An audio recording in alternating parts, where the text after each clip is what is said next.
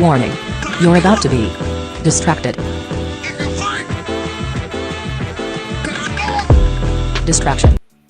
Blessed risings, good afternoon, or good evening, depending on where in the world you are tapping in from. You got to keep in mind that Keep It P podcast is a global show. And today on this episode of B1 Distractions, we will be discussing new lawsuit. Woman claims Sean Diddy Combs and his head of security bound, violently scraped her after drugging her. Lawsuit. It's new. It's Gloria ambulance chasing. What's her last name? Y'all know Gloria, the ambulance chaser. You know, the one that's always involved in everything. But you know what? We're talking about how Diddy has been nicknamed and dubbed Jeffrey Epstein 2.0. Let me tell you why he's not. I'm not caping for Diddy. I'm just explaining before I get into this lawsuit why he's not Jeffrey Epstein 2.0.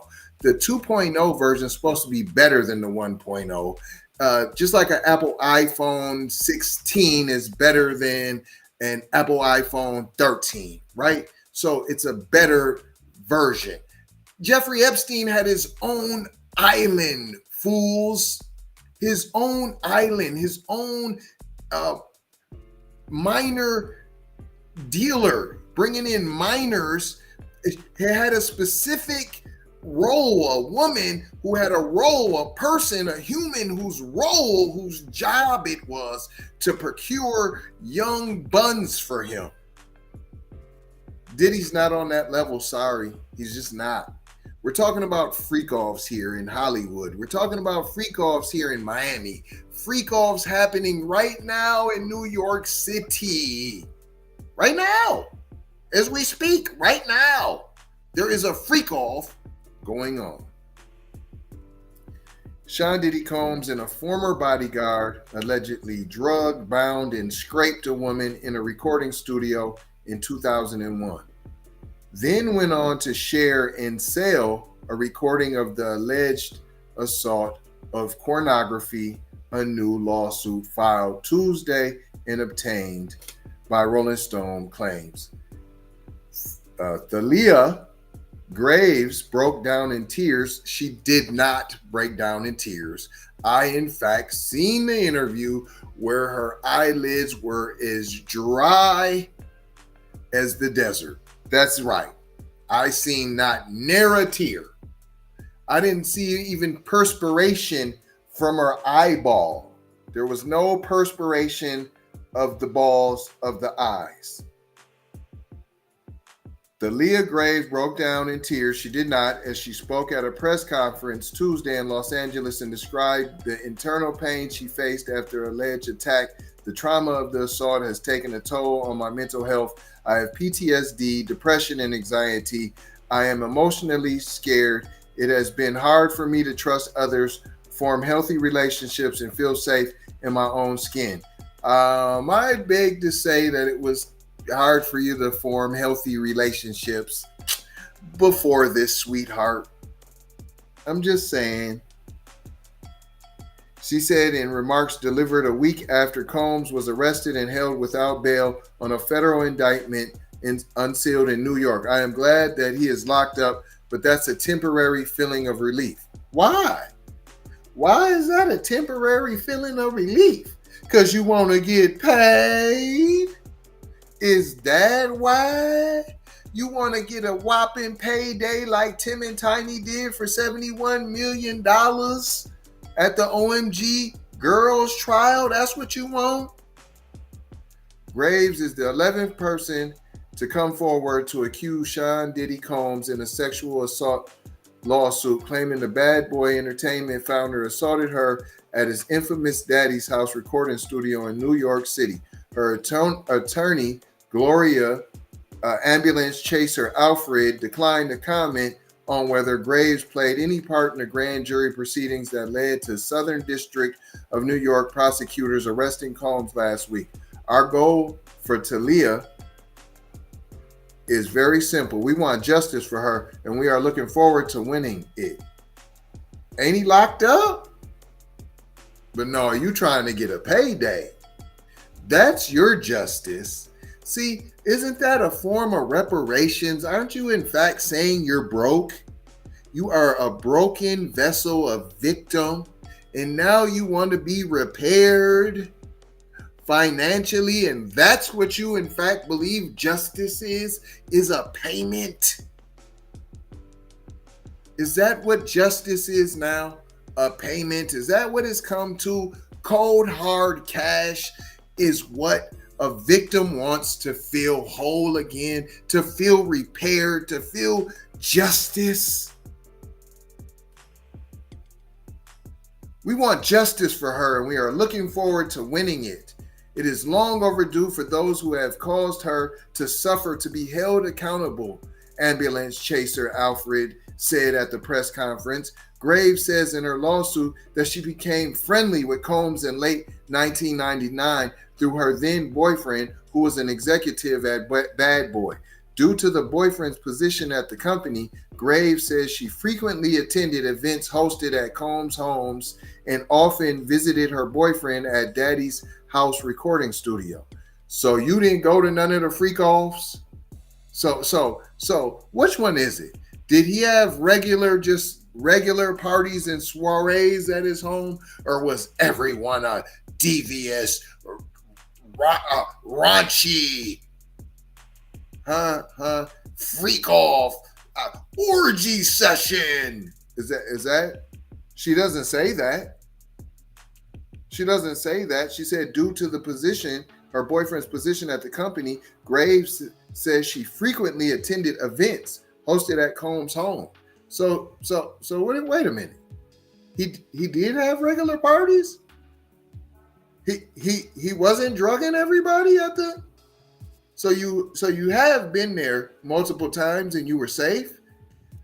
You mean to tell me that you were there multiple times and you felt safe? Oh, okay. It goes on. The boyfriend is not named in the lawsuit, by the way.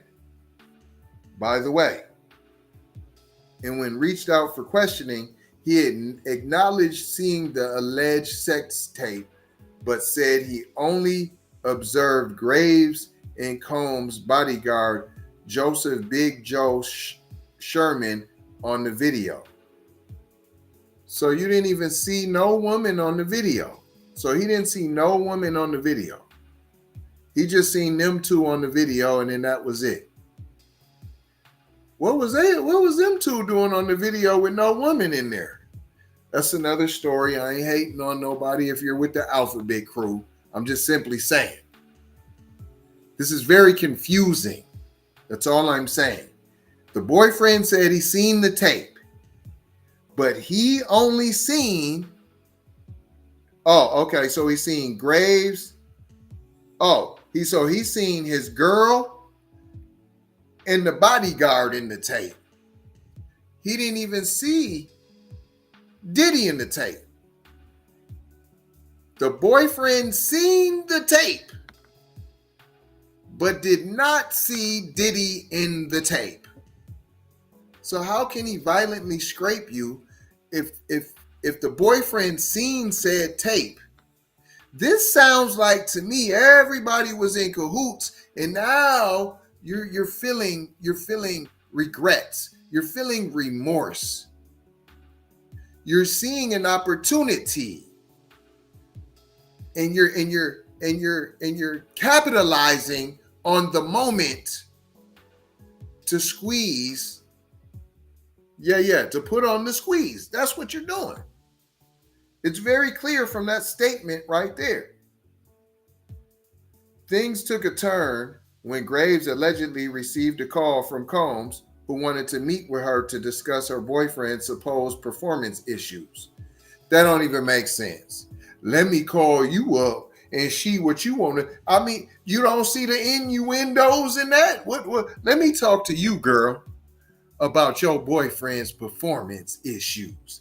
and see what me and you can work out. I don't even have to say that. The fact that I called you up and said, hey, I want to meet with you so I can talk about your boyfriend's work issues.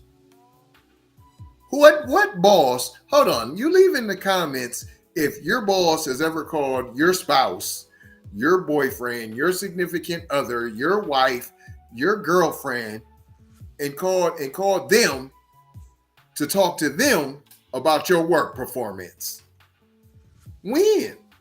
Let me know. Somebody in the comments, somebody in the chat, while you're hitting the like button, while you're making sure you're subscribed and you get all the notifications.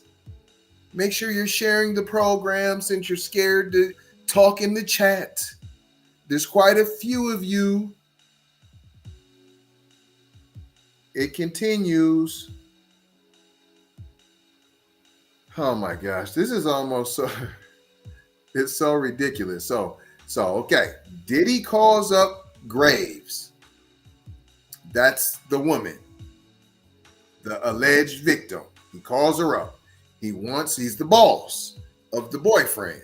He wants to talk to the girlfriend about the boyfriend's performance issues at work. Wanting to help her boyfriend and already knowing Combs. Come on, man. Graves says she agreed to the meeting. What time was it? Can we know what time it was? Was it in the day, night? Was it nighttime? He called you at dinner time and said, hey, let's talk about your boyfriend's work issues. He called you at 11 p.m. I think that matters. I think that's in consideration. So she agrees to meet. It was evidently a sick and twisted way of using his ownership of Entitled at Bad Boy and its affiliate entities to abuse plaintiff and also show his power and ability to humiliate her boyfriend, his executive, the lawsuit claims. What? All that word salad? Because he said, would you like to meet about your boyfriend's work performance? And you said yes? That's what he was trying to be sick and twisted. Maybe he was. Hold on. I'm not saying he wasn't. I'm simply saying you knew that. You've been to multiple parties at his house. Oh, events now. Now they're events and not freak-offs. Every waking moment, every event and freak-off is a freak-off. Now all of a sudden in this lawsuit, I was there numerous, hundreds of times. And then he called me for a private meeting and to talk about my boyfriend's performance. And I said, okay, let's go ahead and meet. Let's meet. Oh, it was a sick and twisted way of using his ownership. He used his ownership. You knew he was the owner. What are you talking about? He didn't twist your arm. And his title, his ownership and title of Bad Boy. He don't need a title. He's the owner. That is the title. See, this is just word salad. And it's affiliate entities. Yeah, and whatever else he's attached to. We need some bread from y'all too. So Ciroc, the tequila, we need some of all of that. We want Shine John money too. Let's get some of that too. It continues. A few hours later, Combs arrived at Graves' residence in an SUV driven by Joseph Sherman, his then bodyguard. Graves says she accepted a glass of wine from Combs and quickly became lightheaded, dizzy, and physically weak. Why are you drinking? Okay, he's not supposed to spike it, if he spiked it at all. Why are you drinking? So there's two options here. Were you day drinking? So if this is during the day and you're having a business meeting with your boyfriend's boss to discuss his work performance issues, and it's during the day, why are you day drinking? And then that doesn't tell you right there, we're day drinking? Okay. Second, if it's at nighttime, why are you meeting with your boyfriend's boss at nighttime about his work performance issues? Why? Why? Hello, McFlizzle. Not trying to tell you what to think, trying to show you how to think. That's what we do here at the Keep It P podcast. We take news situations and everyday occurrences and we show how one could or could not be keeping it P. This is not keeping it P. This is not. This is what not keeping it P looks like. It's nighttime. You're meeting your boyfriend's boss to discuss work, and you accept a glass of wine. Why? You think that's appropriate? That we should be drinking? Why are we even going anywhere? You couldn't just step into the SUV, let's talk. How long of a talk must that be? Huh? How long are we going to discuss and talk about my boyfriend's work performance without him there? And where is said boyfriend? At work? Huh? Is said boyfriend at work currently while you're speaking to his boss? Why wouldn't you say my boyfriend's at work? Why don't you speak to him about his work performance issues? Why wouldn't you say that?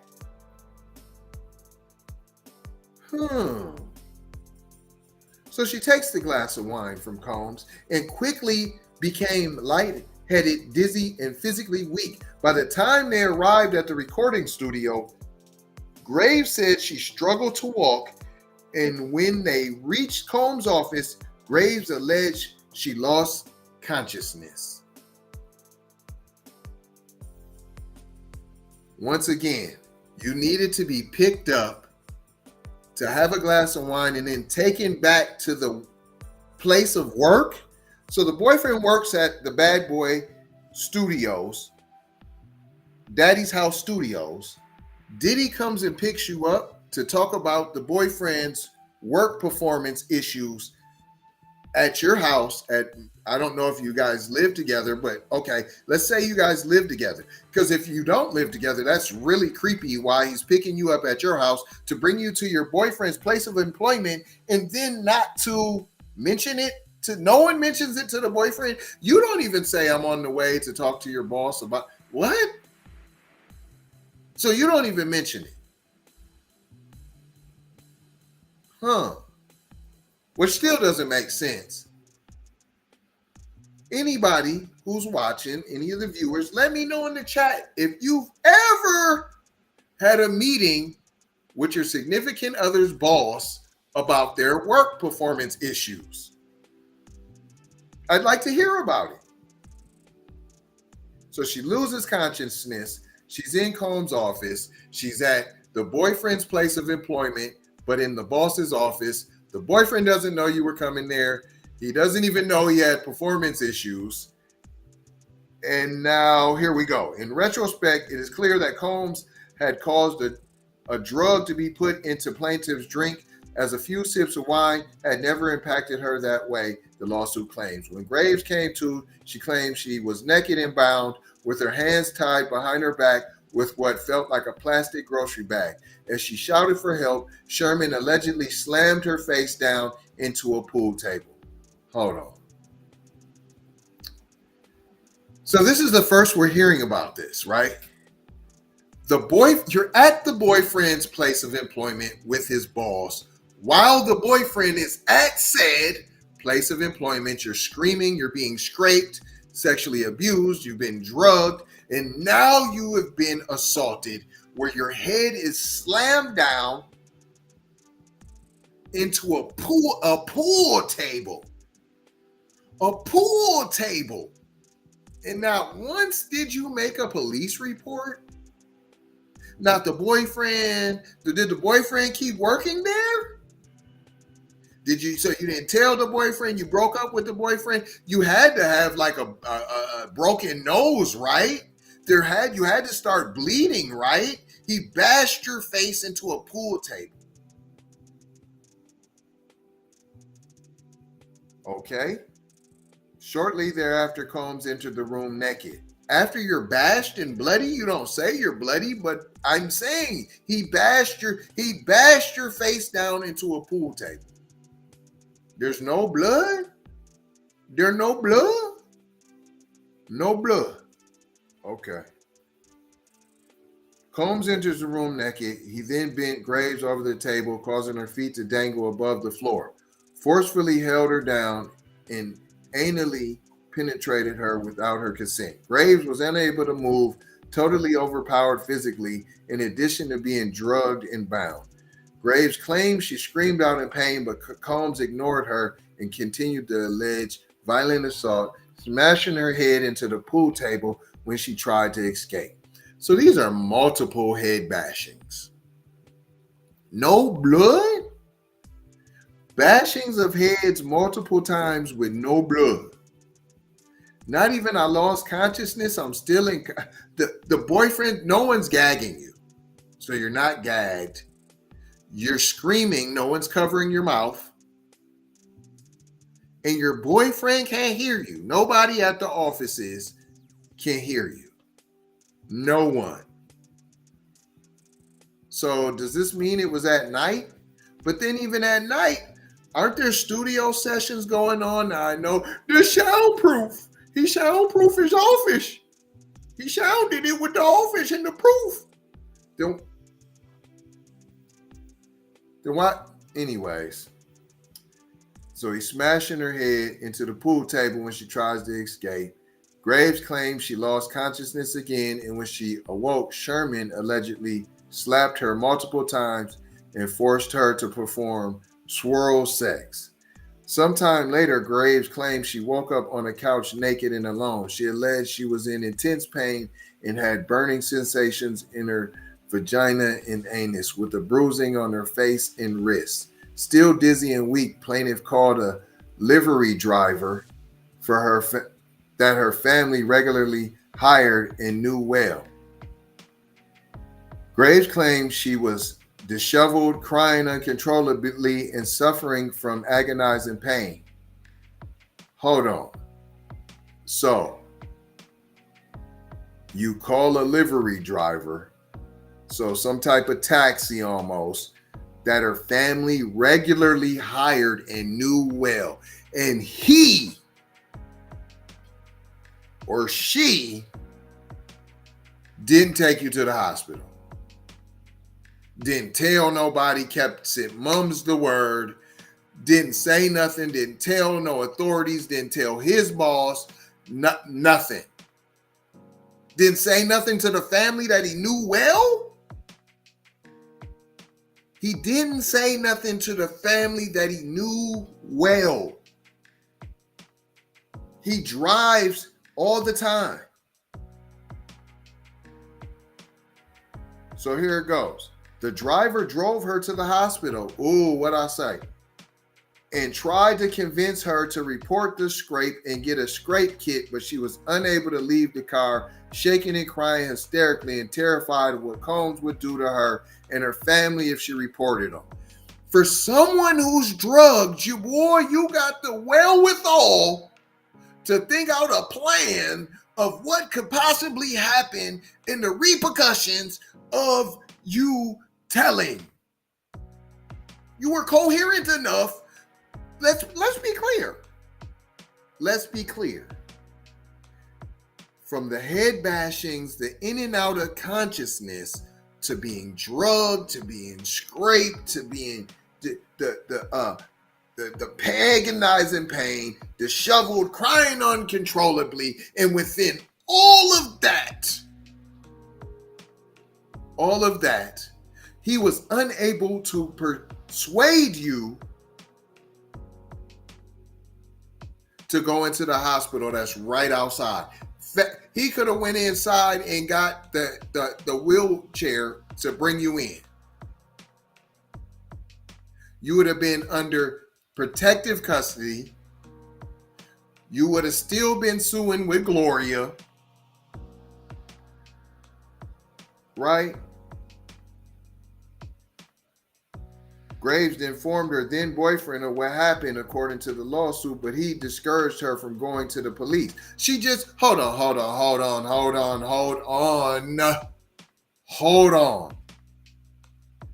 She wasn't going to the police according to the driver that her family knows very well. Very well is what it said. Very well is what it said. The driver knows the family very well. He drove her to the hospital, parked outside, and she would not get out of said vehicle. Now all of a sudden later, it's the boyfriend who's discouraging her. Everybody's discouraged. So why you didn't go then? First, I was scared of Combs. So you wasn't scared when the boyfriend. So you wasn't scared then when the boyfriend. He didn't tell you to go. So who was talking about going to the police? So now that means you was talking about going to the police. He discouraged her from going to the police. That's meaning that you were like, yeah, I'm going to the police. But you didn't want to go to the hospital and do a rape kit? You wasn't still scared? I'm thinking you're telling the boyfriend after he got off work. So she was scared to report him. Graves informed her then boyfriend, I'm sure immediately, right? But he discouraged her from going to the police, allegedly telling her that it could negatively impact his own career. My girl just got scraped, beat, bashed in the face with the pool table. And I'm like, my career though. No, he said, let's go.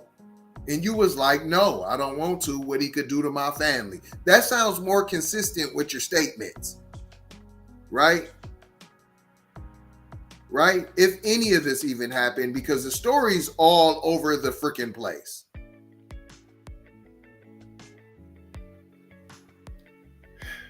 It continues. So she didn't tell nobody.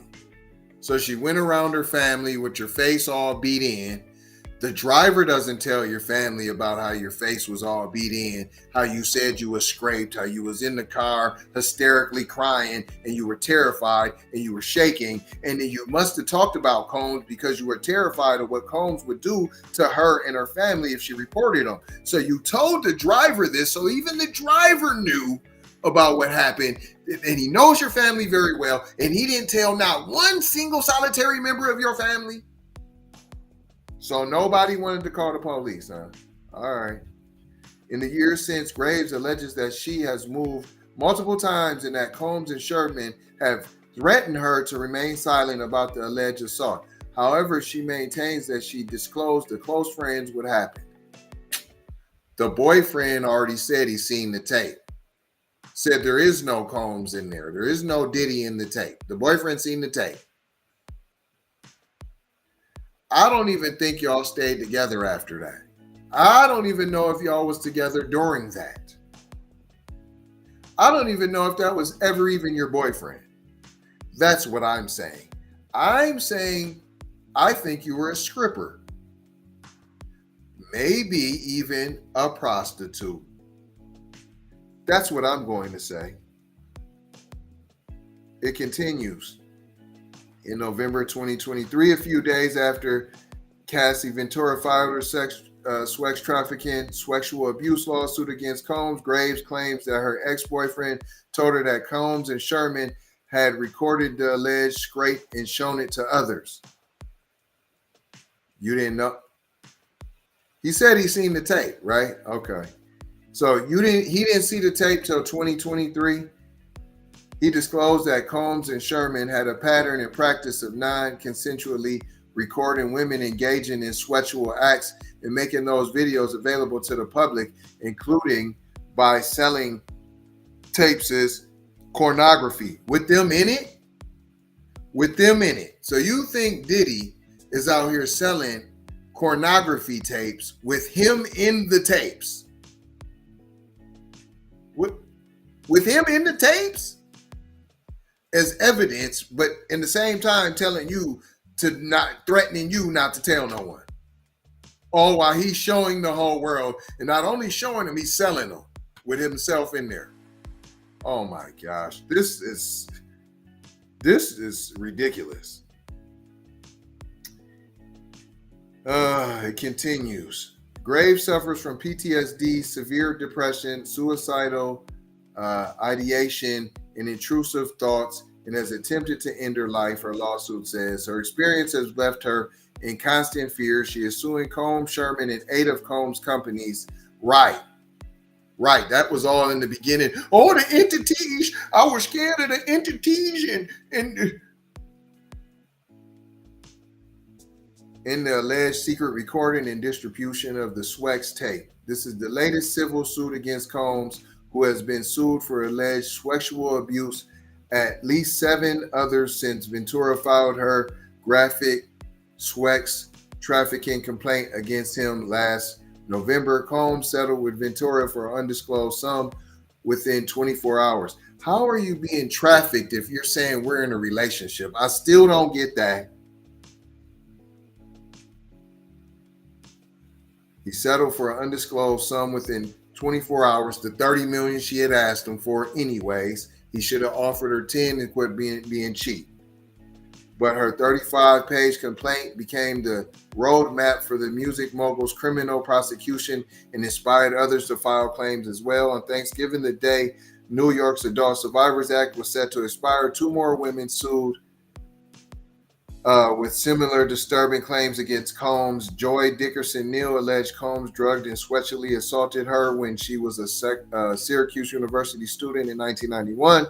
In a claim similar to Graves' complaint, she alleged Combs filmed the incident and showed the video to others through a rep. Combs denied the allegation, calling the lawsuit a money grab just like this one. Hours after Dickerson Neal's lawsuit grabbed headlines, Lisa Gardner alleged Combs and singer-songwriter Aaron Hall took turns scraping her following an MCA Records event in 1990. Gardner said she was 16 years old at the time and that Combs turned irate and began assaulting her and choking her until she almost passed out during a confrontation a day later. Combs and his lawyers denied Gardner's allegations as well, calling them fabricated.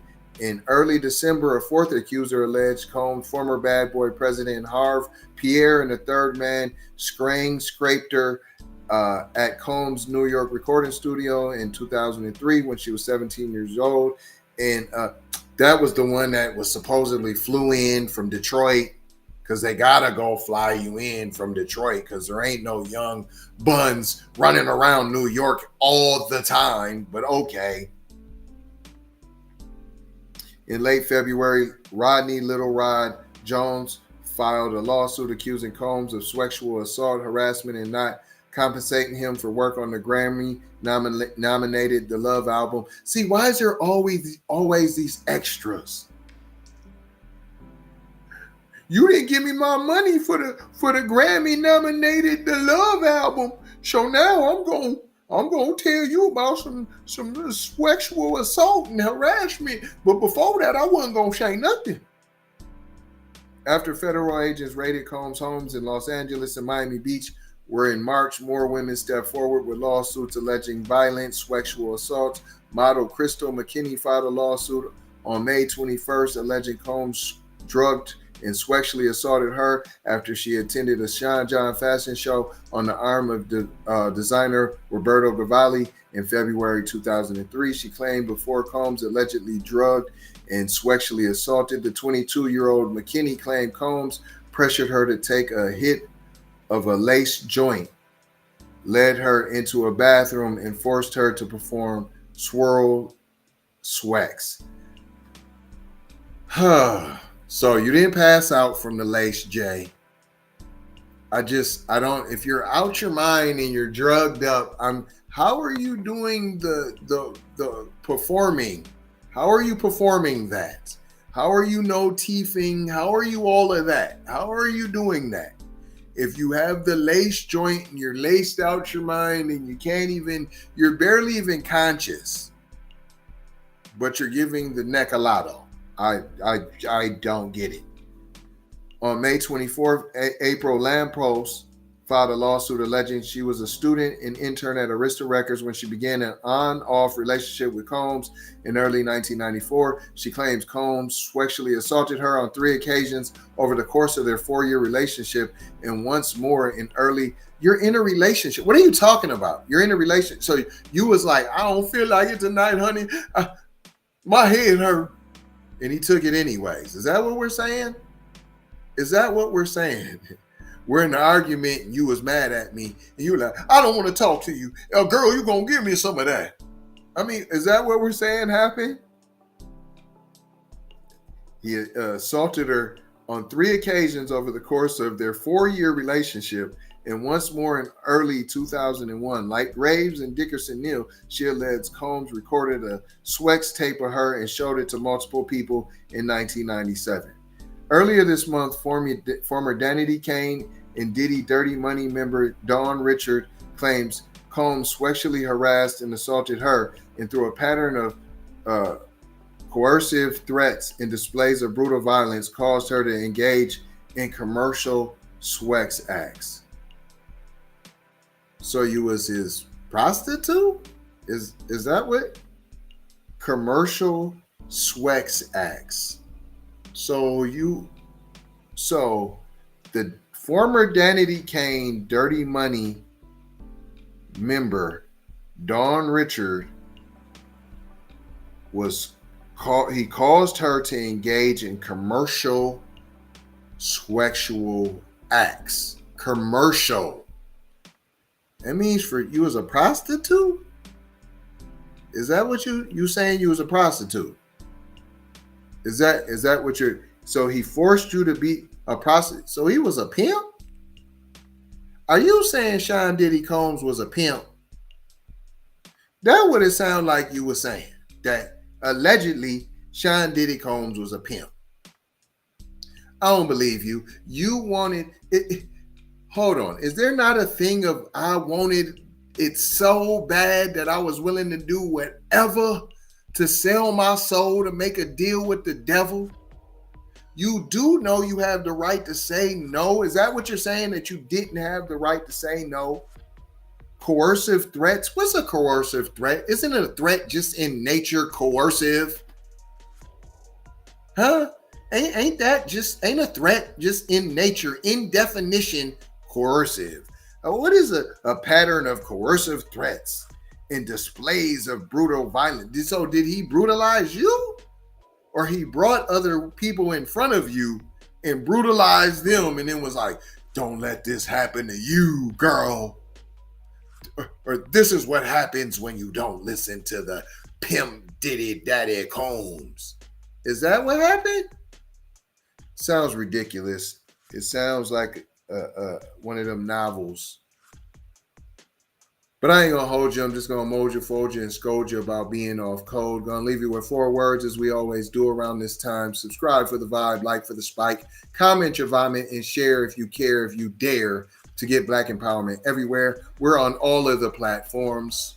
Yes, we are. Spotify, YouTube, Twitter, Instagram, TikTok, Snapchat, Facebook. Come and take a look. You might get hooked, but don't get shook by that fake Keep It P podcast that's out here running around. There is a fake one out here, y'all. Love, peace, blessings, and Maloha. I gotta go ha for sure ha. You already know how. Big Brother Light Bright Supreme Almighty signing off. Warning. You're about to be distracted. Distractions. Distractories. Distractolozo. Dis on a stunted side of the game. Distracticon. Super distraction. Grand distraction.